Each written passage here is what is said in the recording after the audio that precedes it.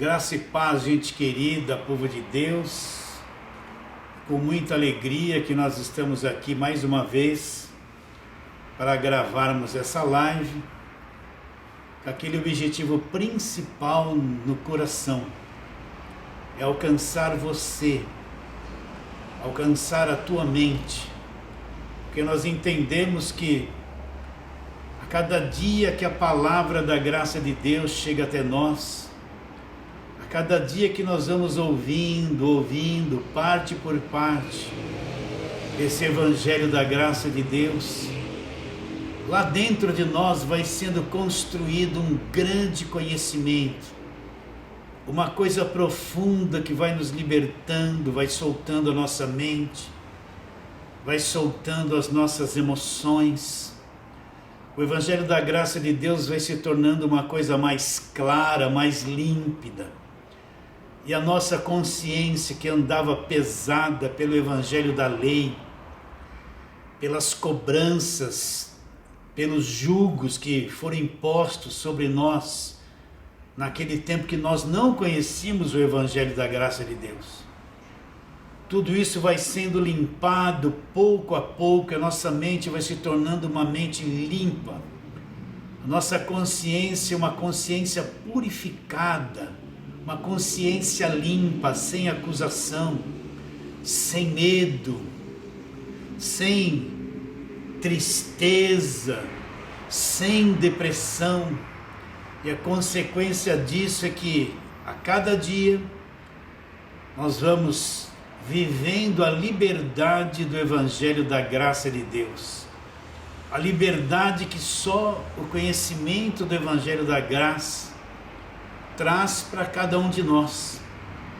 Eu sei que você que está aí, que faz parte de nós, muitos de vocês que estão aí longe, em outros estados, até em outro país, que se identificou com este ministério. Eu sei que você aí mesmo à distância, esta obra vai sendo realizada no seu coração. Você vai entrando nesta paz que o evangelho nos dá e vai sendo construído lá no teu entendimento a revelação do evangelho da graça de Deus. E a consequência disso é o que nós falamos sempre: e conhecereis a verdade, e a verdade conhecida nos libertará. E é para isso que nós estamos aqui, para sermos uma voz. Nada mais que isso. Não há arrogância no nosso coração. Nós não achamos sermos alguma coisa grande, não, somos só uma voz que chega até você com esse evangelho da graça de Deus. E nós nos tornamos cooperador do teu crescimento espiritual. Paulo disse: eu plantei, Apolo regou, dois que trabalharam na obra. Mas ele diz: mas o crescimento veio de quem?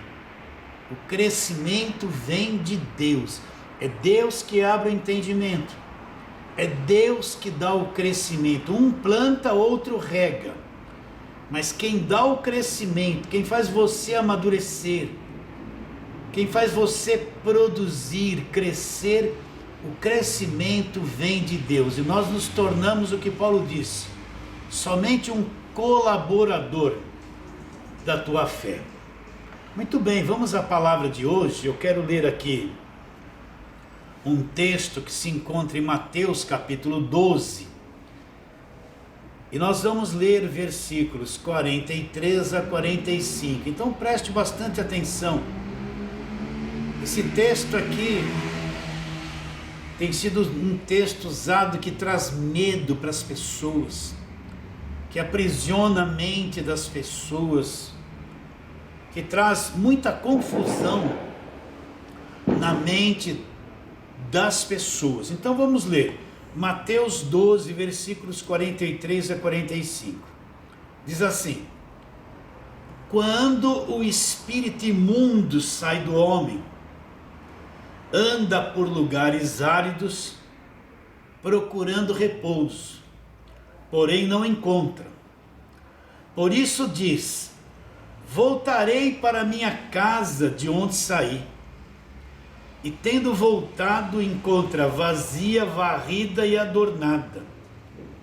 Então vai, leva consigo outros 7 espíritos, piores do que ele, e entrando ali, habitam. E o último estado daquele homem torna-se pior do que o primeiro. Agora preste atenção, assim também acontecerá a esta geração perversa. Então, qual é o meu foco principal? Quem eu quero alcançar hoje? Trazendo esse texto e trabalharmos em cima deste texto da Palavra de Deus. Tem entrado em contato comigo muitas irmãs e irmãos que estão saindo agora das igrejas feiticeiras. O que são igrejas feiticeiras? São igrejas que só falam do diabo, eles só pregam o diabo. Eles só falam de encosto, eles só falam de macumba, de feitiçaria. As campanhas que eles fazem é camisa com nó do avesso, para você levar lá e desatar o nó, e assim vai desatar o nó da tua vida. São igrejas que distribuem coisas oradas, consagradas, é água orada, é tijolinho da casa própria orada, é água ungida. Igrejas que põem na TV ou no rádio lá um copo com água, e sempre eles falam: Senhor, abençoe e consagra esta água, e faz as pessoas beber água, como se essa água fosse consagrada a Deus, se tornasse uma coisa santa e poderosa. Então as igrejas que praticam isso, e são muitas, são as igrejas feiticeiras, as igrejas que toda pregação põe medo nas pessoas com relação ao diabo, aprisionam a mente das pessoas com medo do diabo, sempre pregam coisas e mostram que o diabo está na vida das pessoas. A esposa chega na igreja e fala: pastor, meu marido não quer vir na igreja. E o que ele fala? Olha, você precisa fazer a corrente da família, é porque teu marido tem um demônio que está amarrando a vida dele. Então você precisa fazer a corrente da família no culto da libertação. Aí a pessoa chega lá, olha, a mãe chega lá: meu filho não quer vir para a igreja. O que o pastor fala? Tem um demônio na vida do seu filho. Então você precisa fazer a corrente da libertação representando o teu filho, para o teu filho ser liberto. E não é nada disso, é que o filho ou o marido, eles não entenderam nada do evangelho. Eles não entenderam nada, eles nem conhecem a Bíblia. Mas vai lá e sempre tem um demônio na família, um demônio no marido, um demônio na esposa. Sempre tem um demônio na casa, um demônio na empresa, um demônio no comércio. Eu vou contar uma coisa aqui para vocês. Uma certa irmã tinha aberto essas casas de doce, que vende salgadinho, doces, aqueles potinhos de gelatina. Olha, isso é real que eu vou te dizer, eu não estou inventando. Ela abriu com a intenção de prosperar, estava trabalhando e não estava vendendo como se queria vender. Aí ela foi pedir oração lá para um pastor. Você sabe como é, fecha os olhos, vai ter revelação, aquela coisa toda. E olha que o pastor revelou para ela porque o negócio dela não estava prosperando. Sabe o que o pastor revelou?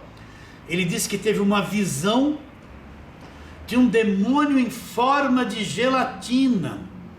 E esse demônio estava no comércio dela, por isso que o comércio dela não ia para frente. Então quando eu falo igrejas feiticeiras, são esse tipo de pregação, essas igrejas que promovem essas coisas, que dão óleo de todo tipo para as pessoas, é água do Rio Jordão, é chavinha ungida, é sementinha de feijão, que nem você está vendo agora aí na televisão e na imprensa, né? Sempre tem um demônio na vida da pessoa. Dá um cálicezinho que tem suco de uva para passar nos umbrais da porta, que é nem lá em Êxodo 20, quando se instituiu a Páscoa dos judeus. Então as pessoas que estão nesses lugares, elas ficam com a cabeça atormentada, elas ficam com a vida confusa.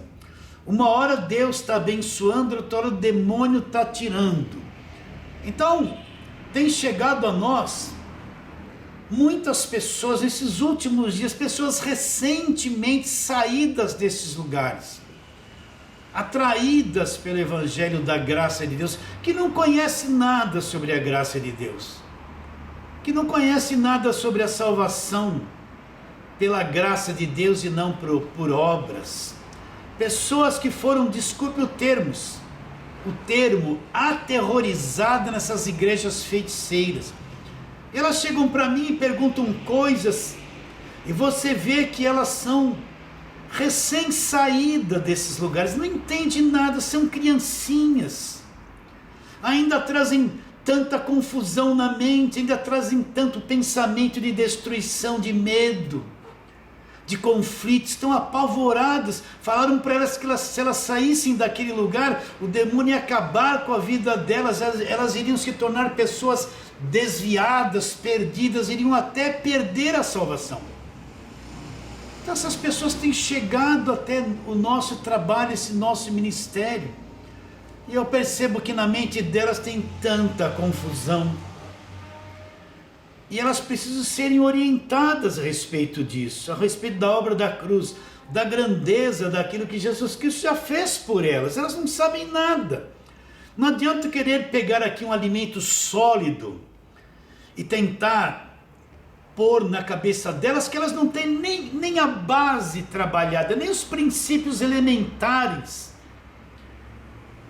da pregação do Evangelho da graça de Deus. Então eu preciso falar isso para essas pessoas. Hoje eu não vou pregar arroz e feijão. Hoje é só um pouquinho de leite, só um leitinho, cujo alvo principal são essas pessoas que eu falei para você. E que eu sei que elas, ao ouvirem, vai começar a soltar os anzóis da alma dela. O que são os anzóis? Você vê que o peixe é pego por um anzol, o anzol fura a boca do peixe, ele fica preso ali. Assim tem tantas almas presas por anzóis, são ensinamentos errados que lançaram na alma delas, e aquilo fica puxando de um lado, puxando de outro, e puxa, aquilo dói, aquilo cria ferida emocional na alma delas. Então nós precisamos, com calma, com esse leite, e desprendendo esses anzóis um por um, porque tem tanta gente ferida, meus irmãos, tem tanta gente machucada, que não aguentam mais e saíram dessas igrejas feiticeiras, e precisam ser recebidas por nós, e ensinadas a respeito daquilo que Jesus já fez na cruz. Então nós lemos um texto aqui que apavora essa gente. Jesus disse: quando o espírito imundo sai do homem, anda por lugares áridos procurando repouso, não encontra. Por isso diz: eu vou voltar para minha casa de onde saí.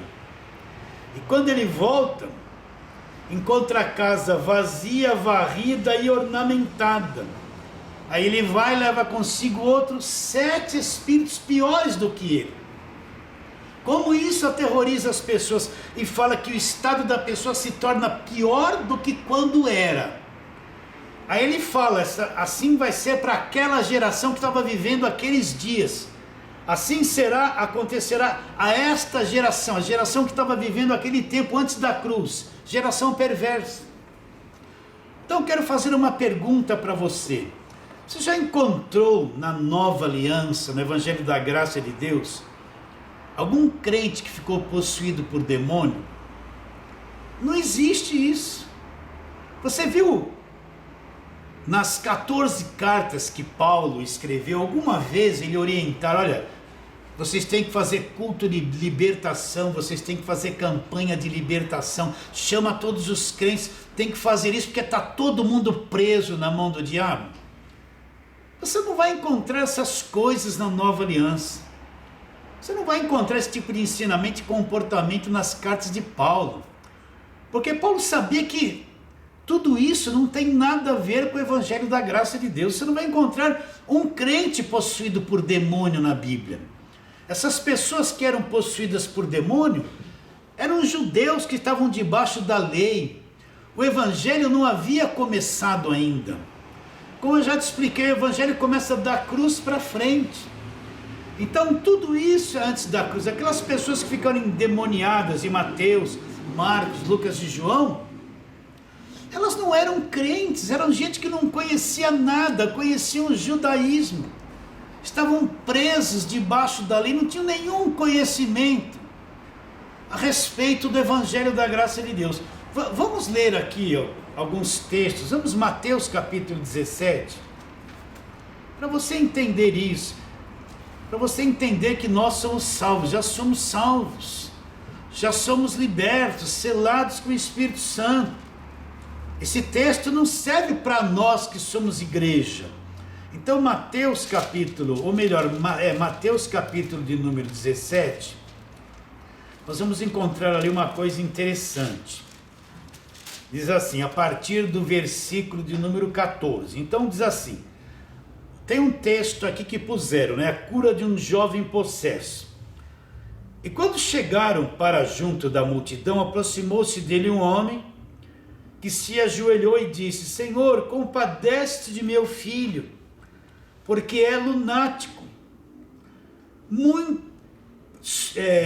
e sofre muito, pois muitas vezes cai no fogo e outras na água. Apresentei aos teus discípulos, eles não puderam fazer nada, não puderam curá-lo. Jesus exclamou, ó geração incrédula e perversa, até quando estarei convosco? Até quando vos sofrerei? Trazei-me aqui o menino. E Jesus repreendeu o demônio, e este saiu do menino, e desde aquela hora ficou o menino curado. Até aí está bom. Repare bem, esse pai tem um filho que é um jovem possesso por um demônio. Eu pergunto para você, ele era crente? Não era. Ele conhecia alguma coisa do evangelho da graça de Deus? Não conhecia nada. Ele era judeu, provavelmente conhecia a lei, deveria visitar e participar de alguma sinagoga, mas ele possuía um filho endemoniado, trouxe aos discípulos, os discípulos não puderam fazer nada, Jesus repreendeu o demônio e libertou o menino. Mas eles tinham algum conhecimento do evangelho da graça de Deus? Não conhecia nada. Vocês estão entendendo? A nova aliança não está em vigor, Jesus não foi para a cruz ainda. E essas pessoas, este que era endemoniado, não tinha nenhum conhecimento do evangelho da graça de Deus. Repara a diferença de alguém hoje que crê em Jesus Cristo de verdade e esse menino que estava endemoniado nesse tempo antes da cruz. É totalmente diferente. Vamos para outro texto. Lucas capítulo de número 8, vamos lá, Lucas capítulo de número 8, nós vamos encontrar lá o endemoniado Gerazeno. Então, vamos ler, versículo 26, então rumaram para a terra dos Gerazenos, fronteira da Galileia. Logo ao desembarcar veio da cidade ao seu encontro um homem possesso de demônios, que havia muito não se vestia, nem habitava em casa alguma, porém vivia nos sepulcros. E quando viu Jesus, prostrou-se diante dele, exclamando e dizendo em alta voz, que tenho eu contigo, Jesus, filho do Deus Altíssimo? Rogo-te que não me atormentes, porque Jesus ordenara ao espírito imundo que saísse do homem, pois muitas vezes se apoderava dele, e embora procurasse conservá-lo preso com cadeias, tudo despedaçava e era impelido pelo demônio para o deserto. Perguntou-lhe Jesus, qual é o teu nome? Respondeu ele, Legião, porque somos muitos. E eram muitos demônios que haviam entrado naquele homem. E até aí tá bom. Esse endemoniado Gerazeno, o texto está dizendo que ele tinha uma legião de demônios, prendiam ele com cadeias, ele quebrava tudo. Ele andava sem roupa e vivia nos sepulcros. Agora eu te pergunto, ele tinha algum conhecimento do evangelho da graça de Deus? Não tinha nenhum conhecimento. Era um endemoniado, provavelmente era um judeu que vivia lá naquele tempo do conhecimento da lei, mas vivia endemoniado, não conhecia nada do Evangelho, o Evangelho não havia começado, Cristo não havia morrido ainda, e Jesus libertou ele. Ele não passou por um processo de libertação, 7 cultos de libertação, não. Jesus, a hora que Jesus determinava que se fosse liberto, era liberto e acabou, e nunca mais deixava de ser liberto. Mas o que eu quero que você entenda é que esse endemoniado Geraseno não tinha nenhum conhecimento do Evangelho da graça de Deus. Jesus o libertou. Olha a diferença dele para nós que cremos hoje no Evangelho da graça de Deus, para quem aceitou Jesus Cristo. É totalmente diferente. Então, quando eu vejo pela televisão aquele monte de gente que se diz crente, que está lá, agora vai ser liberto, põe a mão na cabeça e você olha para eles estão tudo assim. Aí o pastor começa a gritar, sai, sai, e eles vão fazendo assim, ó, sai, sai demônio disso, sai demônio daquilo, sai demônio disso. Um monte de crente que creu em Jesus Cristo, participando de um culto de libertação que não passa de uma feitiçaria, que desconhece que ele desconhece que ele já é liberto do império das trevas, que ele é filho de Deus, que ele não precisa de nada disso, mas ele está num lugar de feitiçaria, que só fala de demônio. Na quarta-feira ele vai buscar o Espírito Santo, culto da busca do Espírito Santo.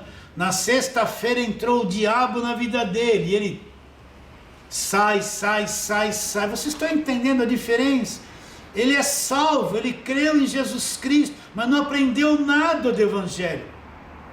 Está num lugar de feitiçaria que se diz igreja, e tem que tomar um passe toda semana. Se não for lá e sai, sai, sai, ele não vai se sentir bem. Imagina como está a mente de uma pessoa que está num lugar desse.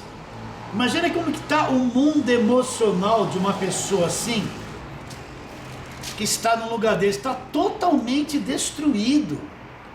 Está totalmente destruído. Não tem nem certeza se é salvo, se não é. Não tem certeza de nada. Vive aterrorizado. Para uma pessoa assim, tudo é demônio. Uma vez eu e minha esposa fazíamos uma visita para um casal. Sentamos lá e estávamos conversando. E a esposa estava com essa mentalidade. Ela frequentava lugares que só falava demônio. E ela via demônio em tudo. Nós estávamos conversando, tomando um cafezinho. E de repente ela olhou para um lugar, sabe aquele cabidinho que a dona de casa na cozinha põe assim um pano de prato pendurado para enxugar as mãos, enxugar alguma louça. E naquele pano de prato tinha lá um bordado, e a forma que o pano estava dobrado, ela olhou para aquilo ali, para o pano de prato, presta atenção, olha como estava a cabeça dela. Ela falou, olha lá o demônio no pano de prato, porque aquela figura do pano de prato ficou meio torta, e ela achou que aquela gravura, aquela figura do pano de prato, era um demônio. Falou, olha o demônio no pano de prato. Que lugares que ela frequentava? Estava atormentada, porque ela viu um demônio no pano de prato, porque a mente dela, o lugar que ela frequentava só falava de diabo, só falava de macumba, só gritava e invocava nome de demônios. Imagine como está a mente de uma pessoa assim. Está totalmente destruída. Então é esses que eu quero chegar. E são esses que alguns têm se achegado a nós com a mente totalmente destruída e não conhece nada da grandeza da obra da cruz, daquilo que Jesus já fez por nós. Então quero voltar no texto inicial e ler de novo. O que Jesus Cristo diz? Quando o espírito imundo sai do homem, anda por lugares áridos procurando repouso, porém não encontra. Por isso diz, voltarei para a minha casa de onde saí, e tendo voltado a encontra vazia, varrida e ornamentada. Então vai leva consigo outros 7 espíritos piores do que ele. E assim o último estado daquele homem torna-se pior do que o primeiro. Então isso que eu quero que você entenda. Você é um crente verdadeiro, você encontrou Jesus Cristo. Você creu nele de todo o seu coração. Se assim for, você já é salvo. Você não é casa vazia. A igreja não é casa vazia. Se você creu em Cristo de todo o coração, você é uma pessoa salva. Você não é casa vazia. O crente verdadeiro não é e nunca será casa vazia. Esse texto aqui antes da cruz não cabe para nenhum de nós que somos igreja. Essa situação, essa posição de Mateus 12, versículo 43, não está sendo dita para mim e para você que somos crentes. O verdadeiro crente não é e nunca será casa vazia. Nós somos casa cheia. Casa cheia do quê? Do Espírito Santo de Deus. Então é por isso que eu digo, nenhum crente verdadeiro precisa de imposição de mãos, precisa de unção de óleo, sai, precisa corrente de libertação, culto de libertação, porque ele já é liberto pelo poder do Evangelho. Ele já foi liberto do império das trevas. Ele não é casa vazia. Ele é casa cheia. E cheia do quê? Do Espírito Santo de Deus. Falamos isso algumas lives passadas, mas vamos falar de novo. Então, Efésios capítulo de número 1. Efésios capítulo de número 1. Vamos ler ali versículos 13 em diante. Então vamos ler. Olha, isso aqui é o apóstolo Paulo falando para quem é salvo, para quem está no Evangelho da graça de Deus e creu, conhece Jesus de verdade, é filho de Deus, herdeiro de Deus, comprado pelo sangue da cruz. Efésios 1, 13 e 14, em quem também vós, depois que ouvistes a palavra da verdade, olha, vocês que ouviram a palavra da verdade. O que é a palavra da verdade? É a velha aliança? Não. Paulo responde: o evangelho da vossa salvação, tendo nele também crido, fostes selados com o Espírito Santo da promessa, o qual é o penhor da nossa herança, até o resgate da sua propriedade em louvor da sua glória. O que ele está dizendo? Quando nós ouvimos a palavra da verdade, o que é a palavra da verdade? O Evangelho. O que é a palavra da verdade? O Evangelho da vossa salvação. E qual é o centro do Evangelho? É Jesus Cristo. Quando eu criei no Evangelho, instantaneamente aconteceu uma coisa dentro de mim. O que Paulo diz que aconteceu? Fostes selados com o Espírito Santo. Expliquei isso já e vou explicar de novo. O que é este selo? Suponhamos que você compre uma propriedade. O que você vai fazer? Vai lá no cartório de imóveis. A escritura vai ser lavrada. E depois de pronta vai ser assinada por você que é comprador e pelo vendedor. E ela vai ser registrada. E a partir daquele dia, aquele imóvel passa a pertencer a você. Ele é teu. Se alguém algum dia vier questionar, o que você vai fazer? Você mostra a escritura. E a escritura prova que o imóvel é teu. Você é o atual proprietário. O que é este selo do Espírito Santo? É justamente isso. Quando você creu em Jesus Cristo de todo o coração. Quando você recebeu Jesus Cristo como único e suficiente Salvador, nasceu do alto, nasceu de novo. Você se tornou filho de Deus. Então Deus vem e te selou com o Espírito Santo. Lavrou a escritura dentro de você. E o que diz a escritura? Que a partir de agora você é propriedade exclusiva de Deus. Você pertence a Deus. Você tem um proprietário, que é o teu Pai, que é Deus. Você foi selado com o Espírito Santo. É a escritura de Deus em você que prova que você pertence a Deus. Então você não é casa vazia. Quem vai ter o poder de fazer qualquer coisa com você, se você é propriedade exclusiva de Deus? Então, quando você creu no Evangelho, creu em Jesus Cristo, foi salvo, foi selado com o Espírito Santo, você pertence a Deus para sempre. Você nunca mais vai perder a salvação. E você não é casa vazia. Esse texto de Mateus 12 não tem nada a ver com você, porque você já é uma pessoa salva. Você acredita nisso? Você não é e nunca será casa vazia. E não é porque saiu de uma igreja feiticeira que perdeu a salvação. Pelo contrário, você se livrou. Quanto mais gente sair desses lugares de feitiçaria, melhor vai se livrar da escravidão que é imposta lá, na mente de cada um deles. Então vamos para outro texto, primeira carta de Paulo aos Coríntios. São textos que a gente lê bastante aqui. Primeira carta de Paulo aos Coríntios, capítulo de número 3. Paulo faz uma pergunta aos Coríntios. Eu vou fazer essa mesma pergunta para você. Versículos 16 e 17. Preste muita atenção. Tudo isso para te explicar que nenhum crente verdadeiro fica possuído por demônio. Nenhum crente verdadeiro é casa vazia. Isso não existe para a igreja. Nenhum crente verdadeiro está vazio, ele está selado com o Espírito Santo.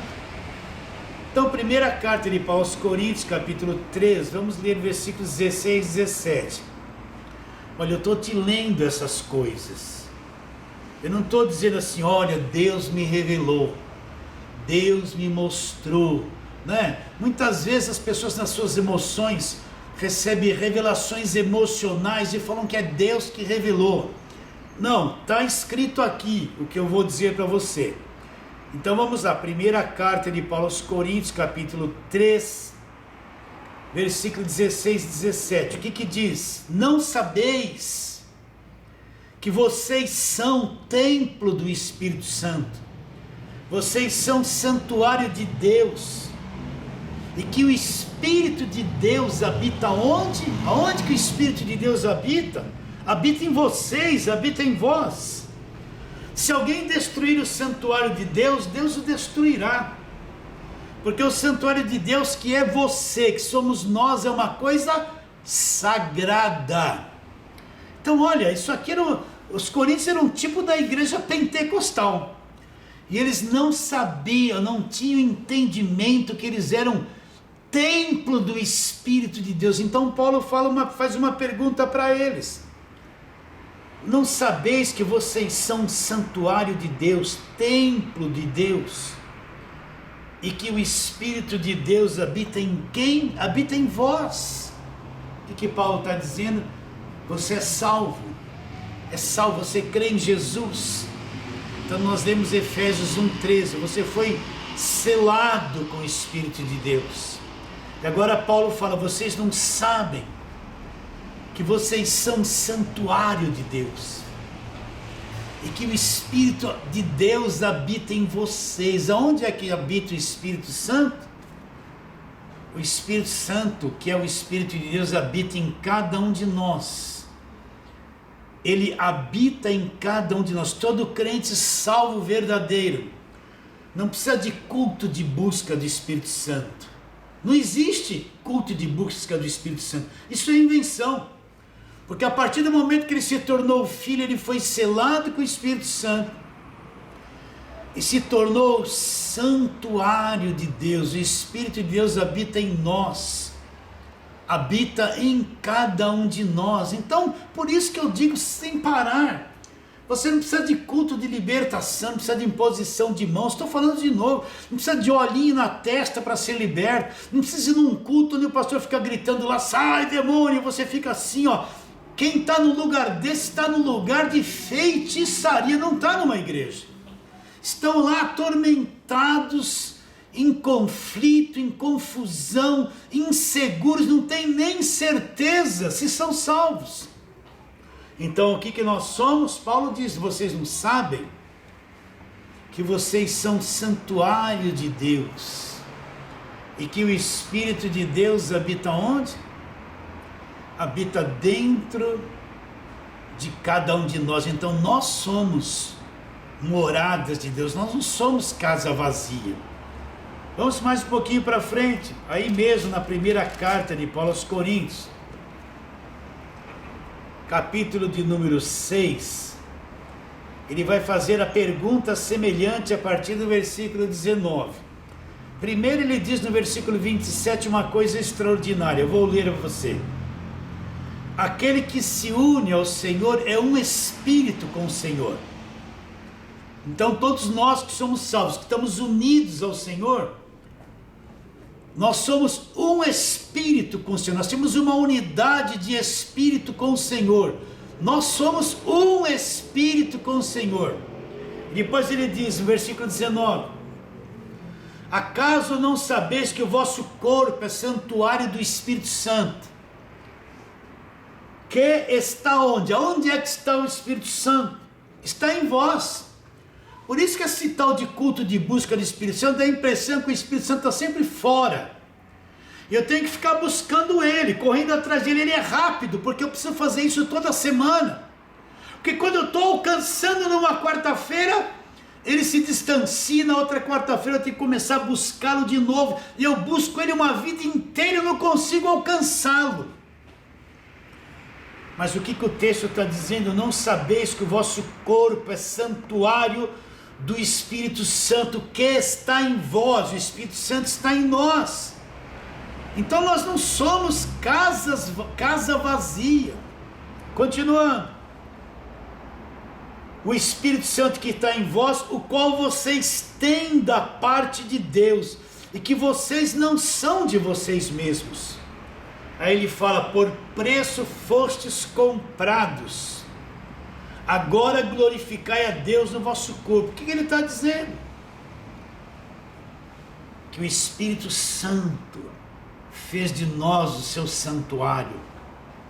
Nós temos isso da parte de Deus, nós não somos de nós mesmos, que nós somos o verdadeiro santuário. Agora imagine alguém que é o santuário de Deus, que é filho de Deus, num culto, sai, demônio disso, sai demônio daquilo. Ele não foi ensinado, olha como está a cabeça dele, ele acha que tem demônio nele o tempo todo. Sai demônio de angústia, sai demônio de tristeza, sai demônio do sexo, sai demônio da bebida, um monte de demônio que nem na Bíblia estão escrito. Alguém é santuário de Deus, é filho de Deus, mas não tem conhecimento. Ele está num lugar que oprimiram ele, que puseram veneno na mente dele. Ele se acha que está mal, que tem demônio na vida dele. Ele não sabe, ele desconhece que ele é santuário de Deus e que o Espírito de Deus habita nele. Meu irmão, como é triste ver um santuário de Deus com a mão na cabeça, falando sai. Como é triste ver o que se fazem com os filhos de Deus, esse negócio de passar óleo na cabeça, fazer aquele corredor lá de sal. Fica aquele monte de obreiro que nem entende o evangelho, sai, e aquele monte de gente coitada andando ali, pisando num sal grosso, que é coisa de macumba, não é coisa do evangelho. E se achando que está encapetado, e eles não sabem, não foi ensinado a ele, que ele é santuário de Deus e que o Espírito de Deus habita nele. Você entende isso? O Espírito de Deus habita em você, você é de Deus, você é salvo, Então você é santuário do Espírito de Deus. Você não é casa vazia. Aquele texto lá de Mateus 12 não tem nada a ver com cada um de nós. Aquilo era para aquelas pessoas antes da cruz. A maior parte era judeu que vivia debaixo de lei. Não tem nada a ver, nós estamos depois da cruz. Somos igreja e já somos salvos. Vamos para outro texto, segunda carta de Paulo aos Coríntios. Olha como Deus tratou a respeito disso com os coríntios. Lá no capítulo de número 6. Ele diz assim: que harmonia entre Cristo e o maligno? Ou que união do crente com o incrédulo? Que ligação existe com o santuário de Deus e os ídolos? E ele diz: porque nós somos o santuário de Deus vivente. Então ele está dizendo duas coisas incompatíveis. Que ligação existe entre Cristo e o maligno? Não existe ligação nenhuma. São dois mundos totalmente diferentes. Que ligação há entre o santuário de Deus, que somos nós, e os ídolos? Não existe ligação nenhuma. São coisas distintas e totalmente opostas uma da outra. Então nós somos santuários de Deus. O que nós temos a ver com santuário de ídolos? Não temos nada a ver, são situações diferentes, contrárias umas às outras, totalmente diferentes. E depois ele diz: não há ligação entre luz e trevas, não há ligação de Cristo e o maligno, não há ligação entre o santuário de Deus e os ídolos. Nós somos o santuário de Deus vivente aqui na terra. Então uma coisa não se comunica com outra. Por isso que o crente verdadeiro não é casa vazia.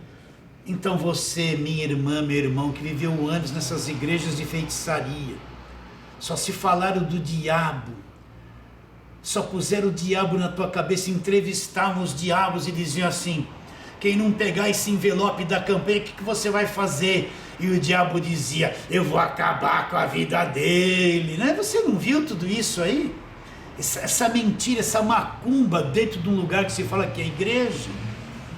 Então você, minha irmã, você, meu irmão, que está saindo da igreja da feitiçaria e vindo para o evangelho da graça de Deus, isso que eu estou te falando é a verdade, não é aquilo que você viveu lá. Esses temores que você tem na mente, essas superstições que você tem na mente, esse mundo emocional supersticioso que você tem, é mentira. São fortalezas postas nessas igrejas feiticeiras. Isso não é o evangelho. O evangelho verdadeiro é que você é de Deus. Você não é casa vazia, você é santuário de Deus, liberto totalmente do império das trevas. Só isso pode limpar a tua consciência, só isso pode equilibrar o teu mundo emocional, só esse conhecimento da verdade é que vai trazer paz para o coração. Então todo aquele lixo que você trouxe das igrejas feiticeiras não tem nada a ver com o evangelho da graça de Deus. Então vamos àqueles mesmos textos, né? Colossenses, capítulo de número 1. Você que é mais maduro na fé, não precisa nem assistir essa live. Eu estou falando com essa gente que está vindo agora, saindo das igrejas feiticeiras agora. Então, olha para você que se enquadra nisso. Colossenses 1,13, o que diz? O que Jesus já fez por nós? Ele nos libertou do império das trevas e nos transportou para o reino dos filhos do seu amor, no qual nós temos a redenção e a remissão dos pecados. O que Paulo está dizendo?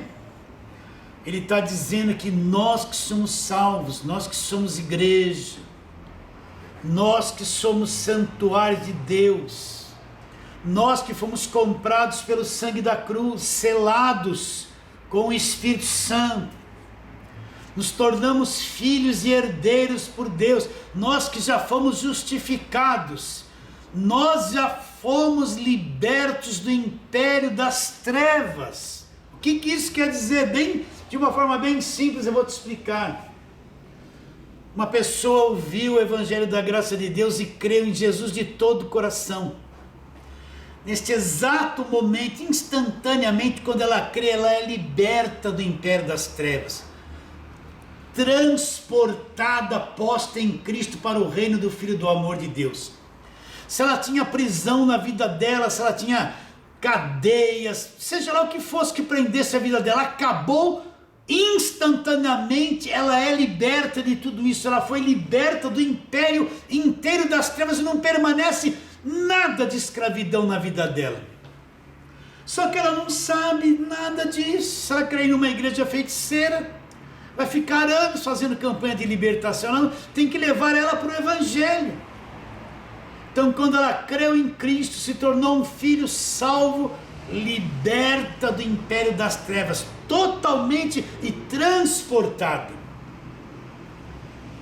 Agora, o que precisa fazer com uma pessoa assim? Não é levar ela para fazer campanha de libertação, é ensinar para ela o que é Evangelho. É como uma criança que você toma nas mãos e vai ensiná-la a dar os primeiros passos. Uma criança com aquelas perninhas tortas, meia bamba, o pai pega na mão e vai ensiná-las a dar os primeiros passos, fazer um exercício levando ela a andar, para que as perninhas dela, os nervos, os músculos se firmem e ela possa andar sozinho. É isso que tem que fazer com um crente recém-nascido, pegar na mão, ensinar o que é Evangelho para ele, ajudá-lo nos primeiros passos, até que os seus músculos e nervos espirituais se firmam, e ele vai aprender a andar sozinho no Evangelho da graça de Deus. Mas se um crente que creu em Cristo agora, cai em umas igrejas feiticeiras, essas que estão na mídia, eles vão ficar anos escravizados nesse cativeiro, se achando casa vazia, e não são. Então, quando a pessoa creu em Cristo, se tornou um filho de Deus, nascido do alto, ela foi liberta do império das trevas, transportada, postas numa outra dimensão, em Cristo, o reino do Filho do seu amor, já é liberta. Agora precisa ensinar o que aconteceu com ela, precisa dar as mãos para ela, ajudá-la no primeiro passo de fé, introduzindo ela no verdadeiro Evangelho. Como é que isso é feito? Abrindo a Bíblia e ensinando ela a andar, até que ela vá amadurecendo, e o Evangelho da graça de Deus crie raízes dentro dela, ela passa a viver a verdade do Evangelho da graça de Deus. Outra coisa, em Colossenses capítulo 2, versículos 14 e 15, tendo cancelado o escrito de dívida que era contra nós, que constava de ordenanças, nos era prejudicial, removeu inteiramente, encravando-o na cruz. Tudo que nós devíamos, tudo que a lei cobrava, o escrito de dívida era a lei exigia a perfeição de quem nunca seria perfeito na carne. Então, como ninguém era perfeito, a lei condenava. Esse era o escrito de dívida. Então, tudo que nós devíamos, tudo que a lei, as ordenanças cobravam e nós não conseguimos fazer, era a nossa dívida. Cristo cravou inteiramente, não deixou uma partezinha do lado. Ele cravou inteiramente, removeu inteiramente e cravou na cruz. A dívida está paga. E depois o que ele fez? E despojando os principados e potestades, publicamente os expôs ao desprezo, triunfando deles aonde? Na cruz. Significa que todos os principados e potestades do mal foram despojados, destituídos, aniquilados, enfraquecidos. Cristo tomou tudo que estava na mão dele e triunfou de todos eles na cruz. Não sou eu que vou ficar lutando, gritando. A única coisa que venceu todos eles foi Cristo na cruz. Então, quando Cristo vai para a cruz, ele despojou, aniquilou todos eles na cruz. Você não tem mais que ter medo dessas coisas. Já somos totalmente libertos. Nós não somos casa vazia. Não precisamos nunca de culto de libertação. Vamos para mais um texto que nós lemos sempre aqui, Hebreus, capítulo 2.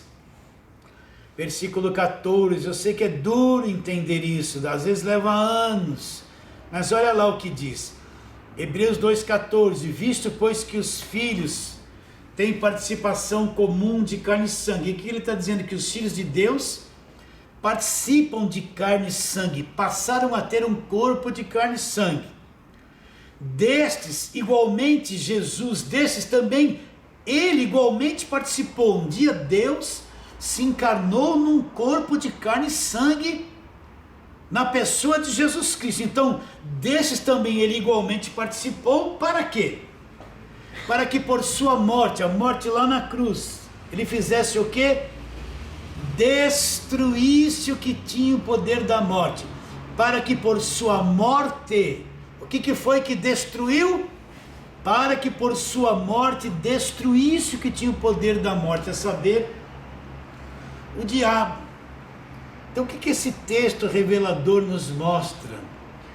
Ele nos mostra que na morte do Senhor Jesus Cristo na cruz, quando ele diz, está consumado, o diabo foi destruído. Será que você acredita nisso? Isso Paulo enxergou, Paulo viu isso, Paulo deixou isso registrado para que nós creiamos nesta verdade. Então você pode perguntar, mas quer dizer, pastor, que eu não tenho mais que ter medo de nada? Não. Eu não preciso mais de óleo para libertação? Não preciso mais de campanha? Não preciso mais de banho de descarrego?